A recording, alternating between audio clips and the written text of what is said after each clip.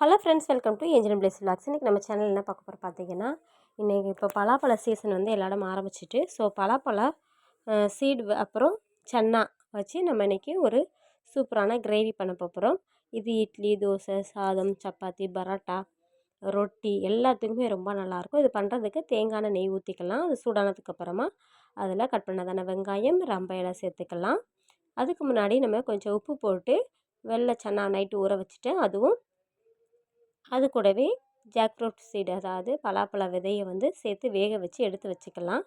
இப்போது வெங்காயம் நல்லா பொரிஞ்சதுக்கப்புறமா நம்ம அது கூட இஞ்சி பூண்டு தட்டி சேர்த்துக்கலாம். நீங்கள் இஞ்சி பூண்டு பேஸ்ட் இருந்தால் கூட சேர்த்துக்கலாம். நம்மளுக்கு வந்து வெங்காயம் நல்லா மொருவி வரணும்.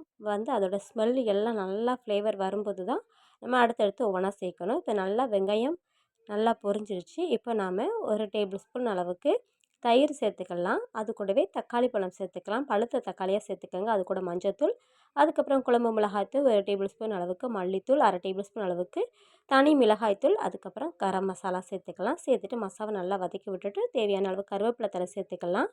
எண்ணெய் பிரிஞ்சு நல்லா தக்காளியெல்லாம் வெந்து நல்லா வரும். அது வரைக்கும் நல்லா வதக்கி விட்டுக்கலாம்.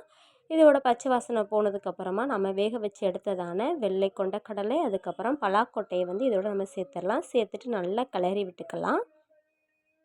நம்ம ஏற்கனவே கடலையும் பலாக்கொட்டையும் வேக வைக்கும் போதே நம்ம உப்பு போட்டு கொஞ்சம் வேக வச்சுருக்கோம். ஸோ நம்ம உப்பு தேவையான அளவு சரி பார்த்துட்டு இப்போ சேர்த்துக்கலாம்.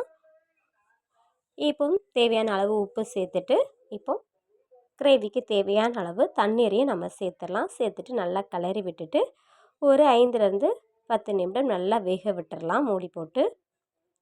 இப்போ அதுக்கப்புறமா நான் கசகசா முந்திரி பருப்பை தண்ணியில் ஊற வச்சு வச்சுருந்தேன், வெந்நீர் தண்ணீரில். அது கூடவே கொஞ்சம் தேங்காயும் சேர்த்து அரைச்சி பேஸ்ட் எடுத்துக்கிறேன். இப்போ குழம்பு நல்லா கொதித்து மசாலாவோட பச்சை வாடை எல்லாம் போனதுக்கப்புறமா நம்ம அரைச்சதான அந்த பேஸ்ட்டை இதோட சேர்க்கணும். இதுதான் குழம்புக்கு நல்ல சுவையை நல்லா எடுத்து கொடுக்கும். இந்த பேஸ்ட்டை சேர்த்துட்டு நல்லா கிளறி விட்டுட்டு ஒரு 5லேருந்து 10 நிமிடம் திரும்ப நம்ம ஓப்பன்லேயே வேக விட்டுடலாம். உங்களுக்கு இது சேர்த்ததுக்கப்புறமா கொஞ்சம் கிரேவி ஆனப்பில் இருக்கும். தேவைப்பட்டால் தண்ணீர் சேர்த்துக்க. நான் கொஞ்சம் தண்ணீர் சேர்த்து நல்லா வேக விட்டுட்டேன். இப்போ நம்மளோட சுவையான கொண்டக்கடலை பலாக்கொட்டை கிரேவி தயாராகிட்டு. இதை ட்ரை பண்ணி பாருங்கள், ரொம்ப நல்லாயிருக்கும். வீடியோ பிடிச்சிருந்தால் லைக் பண்ணுங்கள். அடுத்த வீடியோவில் சந்திப்போம். நன்றி.